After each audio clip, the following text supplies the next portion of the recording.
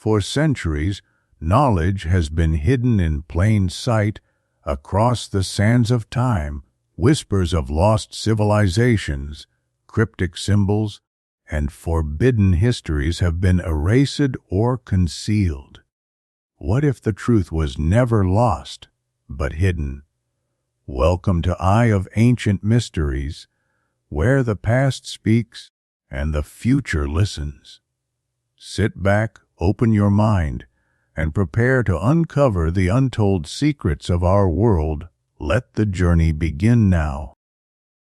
Giants once inhabited the earth in Genesis, the first book of the Old Testament that recounts the ancient tradition of the creation of the world. Humankind and the people of Israel. There are two references to mysterious giants born from the union of the sons of God, the so-called Nephilim, and the daughters of humans. In the Book of Enoch, one of the most enigmatic apocryphal texts of antiquity, we read how 200 angels rebelled against God and descended upon Mount Hermon.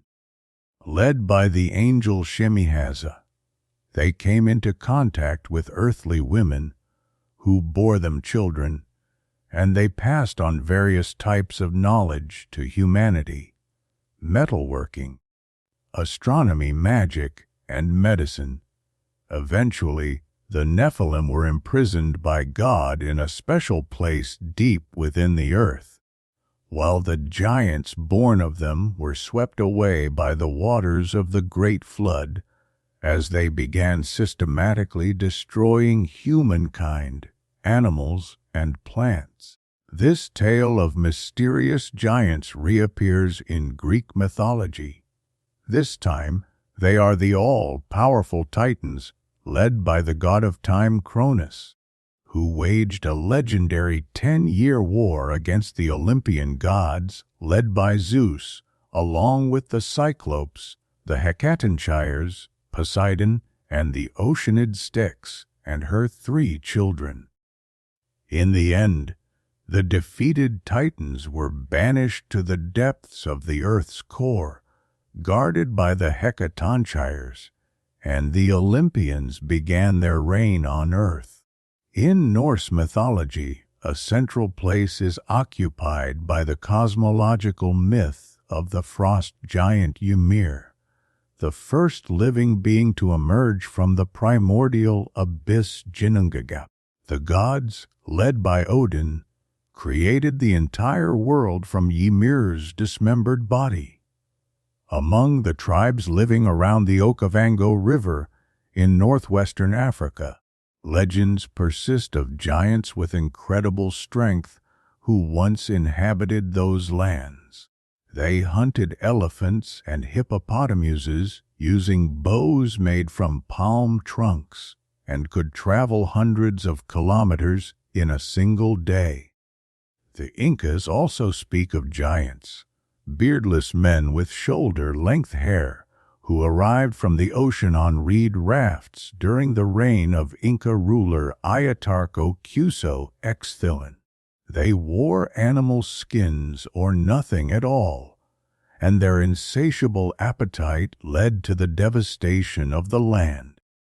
A Babylonian clay tablet reveals that the ancient priests there received all of their astronomical knowledge from mysterious giants, said to have lived in the lands of South Asia. In more recent times, the legendary Portuguese explorer Ferdinand Magellan and his crew reportedly encountered a 4-meter tall giant in Patagonia in 1519. Despite his size and huge appetite, the giant was described as gentle in nature. The sailors kidnapped him to present to the King of Spain, but he died of starvation during the ocean voyage. Tolkien's mythical Hobbit turns out to be real the brave, adventure-loving Hobbit from Tolkien's The Lord of the Rings may have been more than just fantasy. Behind the mythical tales and legends created by the author lies a remarkable discovery that has left scientists perplexed. Could hobbits have truly existed? There is growing evidence to suggest so. At first, scientists thought the remains were the skeletons of children. However, further analysis revealed the individuals were around 30 years old at the time of death. Radiocarbon dating and other methods dated the burials to between 12,000 and 18,000 years ago. Among the findings was a well-preserved female skull, roughly the size of a grapefruit, along with other skeletal fragments. In scientific circles, the owner of the skull has been dubbed a hobbit, referencing the characters from Tolkien's epic trilogy. Paleontologist William Jungers from Stony Brook University in New York displayed an unusually large foot from Homo floresiensis. It measured over half the length of the tibia and was about 25 centimeters long. For a creature shorter than 1 meter, that's significant. It's strikingly similar to Tolkien's hobbits, who were described as having disproportionately large, hairy feet. Archaeologists were also intrigued by local legends passed down by the indigenous people of Flores Island. These stories tell of small, hairy people who once lived in the region. One village elder recalled that these ancient microcephalic beings ate raw vegetables, meat, and even, occasionally, human flesh. What's even more astonishing is that similar stories exist in other places. Tales of people no taller than 1 meter, with long hair, slightly protruding ears, elongated arms and fingers, and an unstable gait. These details closely match the skeletal remains discovered by scientists, referred to as the Hobbit Project.